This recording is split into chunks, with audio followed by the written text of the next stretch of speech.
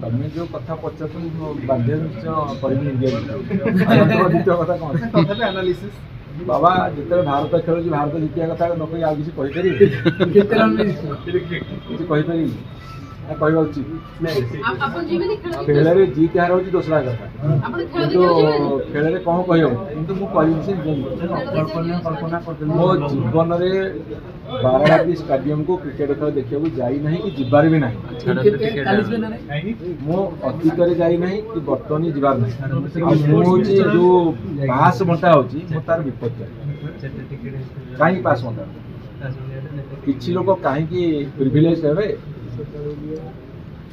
ଯୋଉମାନଙ୍କର ସକ୍ଷମତା ଅଛି বা ଯୋଉମାନଙ୍କର ସାମର୍ଥ୍ୟ ଅଛି ଟିକେଟ କିଣିବାରେ କଣ ଅସୁବିଧା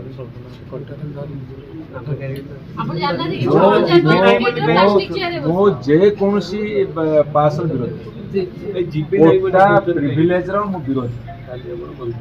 ବାବା ମୁଁ ଯାଇନି କି ଯିବାର ନାହିଁ ମୁଁ ତ ମନ୍ତ୍ରୀ ବହୁତ ବର୍ଷ ହେଲା ଯାଇନି ସ୍ପୋର୍ଟସ ମିନିଷ୍ଟର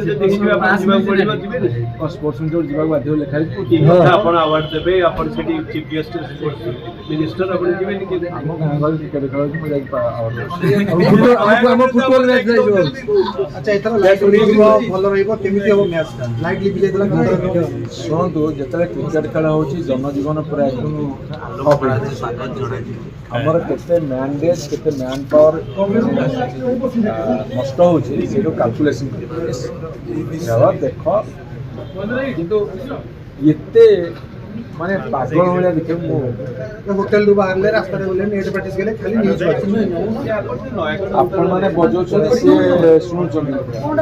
କିନ୍ତୁ ଆମର ଯଦି ୱାର୍କ କଲଚରଟା ବଢ଼ିଯାନ୍ତା ତାହେଲେ ଏତେ କଥା ଆପଣ ଟିକେ ଫୁଟବଲ ପ୍ରେମୀ ବୋଲି କ୍ରିକେଟକୁ ଟିକେ ପସନ୍ଦ କରେ ମୁଁ ଭାଇ ଶୁଣନ୍ତୁ ଖେଳର ଗୋଟେ ବହୁତ ବଡ଼ ସପୋର୍ଟର ଖେଳର ବହୁତ ବଡ଼ ସପୋର୍ଟର କିନ୍ତୁ ଯେଉଁ ଖେଳରେ ଦିନ ଦିନ ସମୟ ନଷ୍ଟ ହେଉଛି ମୁଁ ସେ ଖେଳ ସପୋର୍ଟ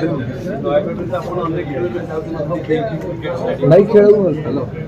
ଆମ ପିଲାମାନେ ଡାକିବା ମତେ ଦେଇକି ଯିବାକୁ ପଡ଼ିବ କିନ୍ତୁ ସେ ଖେଳରେ ମଧ୍ୟ ମୁଁ କହିଥିଲି ସମୟ ନଷ୍ଟ